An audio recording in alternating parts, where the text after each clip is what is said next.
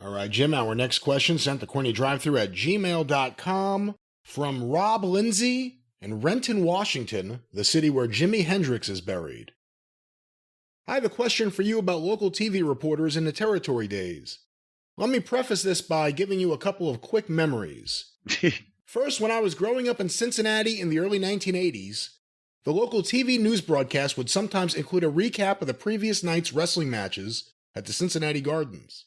I wonder if that was Crockett or was that the WWF by that point? They were included in the nightly sports report along with the baseball and basketball scores. Also, I remember watching an Atlanta TV news broadcast circa 1982 in which a TV reporter did a locker room interview with a babyface wrestler. Of course, in the middle of the interview, two heels came running in to give the babyface a beatdown. My point is, there was a time in the pre-Hulk Hogan era when TV news channels considered pro wrestling to be a semi-legitimate sport. The TV news stations would send their reporters and cameramen out to the local arenas to cover the matches and interview the wrestlers. And as I said, would include those matches and interviews in their nightly sports reports. My question for you, Jim, is how do you handle local TV news reporters in the territory days, at the Cincinnati Gardens or elsewhere? And did you ever have a TV reporter pressure you to break kayfabe and admit that pro wrestling was, quote, fake? Well, how would that happen? Are they going to have a member of my family they're holding hostage unless I spill my guts? Pressure. I don't care what anybody said to me. If I was doing a television interview with a regular TV news reporter and somebody even insinuated that their wrestling was in any way not on the up and up, I would immediately fire back and probably win the argument because I was used to making it, whereas that was just one of a million stories about different things that guy was going to do. There was never any pressure to it. Oh my God, what am I going to do? I've either got to admit that wrestling is fake or what? Punch the fucking guy or just not do the interview. If any reporter or television, radio personality, whatever, was interviewing you and was insisting going on that the business was phony, most of the time, you would just fucking tell him off and cut the interview. If you couldn't joust with him verbally and hold your side up with that as well, there was no pressure to, I guess I'm going to have to admit this. And it would and did in some cases, as we've talked about, would get physical if the guy got up in the wrestler's face too much about it. Yeah, it's funny, too. It turned out the guys who admitted it on camera weren't the ones asked about it. They were the ones who sought out someone to tell it to. Yes. The people who were asked and tried to be put on the spot were the people who said, fuck you, get in the ring with me, I'll show you what's fake. The people that were trying to get publicity and calling the reporters, they're the ones that were saying it was fake. But regardless, the point is, with television news, it depended, again, on the location and the time period. In the mid-'80s, a lot of local TV news stations all over the country started doing articles, started doing, pieces on wrestling because Vince's expansion, TV was getting hot. The war between Crockett, the NWA, and the WWF, big crowds were being drawn. It drew out a lot more of the local TV news in places that didn't normally cover wrestling. I've told a story before that a lot of times, and I've seen Christine Jarrett do it, she would not allow TV news crews in the Louisville Gardens, for example. I watched her run them off one night from WHAS because she said, the last time y'all came down here and did a story on my business last year, you insulted my business and you insulted my fans. Well, I've got 4,000 people in there without your publicity. I don't need your kind of publicity. And she wouldn't let them come in. But there were also places where, because of the fact that wrestling was in kind of the local cultural fabric, Sam Muchnick in St. Louis had started out as a sports writer back in the 1930s, and he knew every local politician, every local media person in the newspaper, later on in radio. Later on, he was hooked up with one of the most successful business executives in town, Harold Koppler of KPLR TV. Sam Muchnick got great press from the newspapers or the television for the most part. In Memphis, the original host of Memphis Wrestling on TV for a very brief period of time was a guy named Big Jack Eaton that later on was the main sportscaster at Channel 5 in the 80s and well through the 70s and 80s. And they aired clips on those newscasts. And as a matter of fact, a lot of times, the only thing is they couldn't get the main event in because they were on Central Time down there in Memphis, and they would send a crew over and shoot some footage of the earlier matches, and then they would read the results, but they couldn't have footage of the main event because they were already almost on television. But again, in Charlotte, what was the guy at WSOC Channel 9? There was a sportscaster at Channel 9.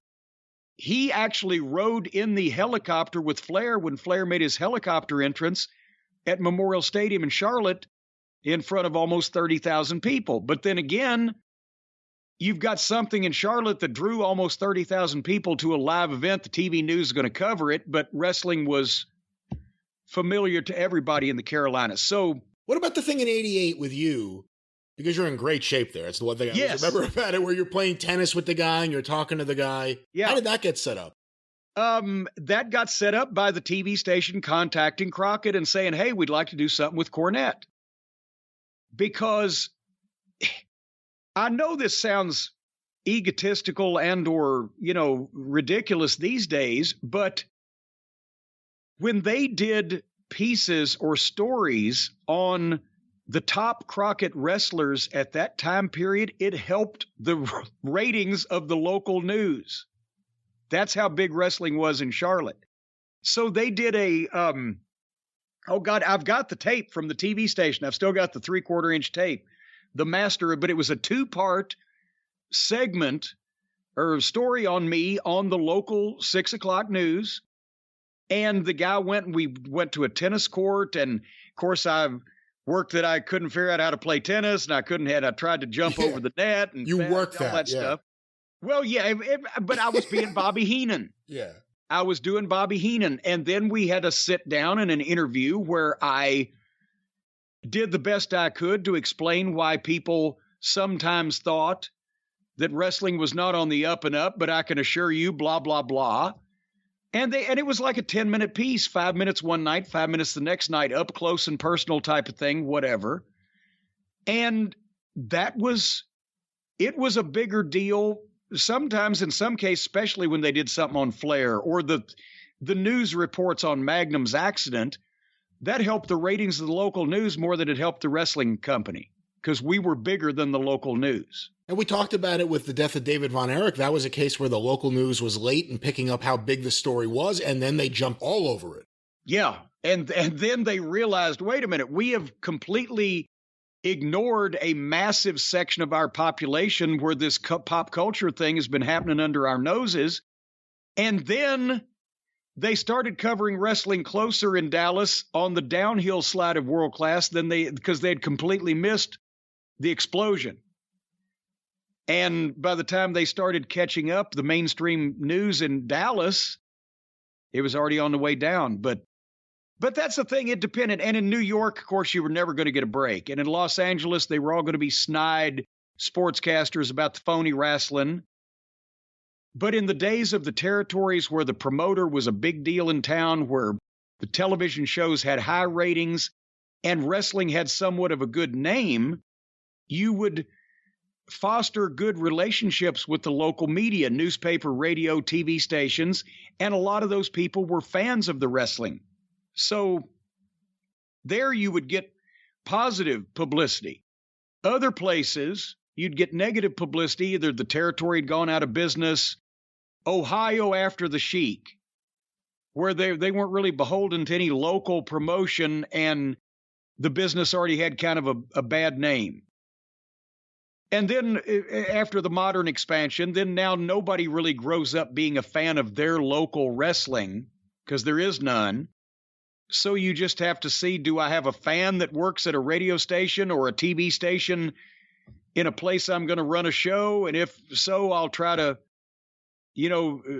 expand that relationship. But it's not like there are tons of people in a major media market at a broadcast television station that are actively watching the show that's on their station every week and really big fans of it, like there were in the territory days, because it's not there available for them anymore.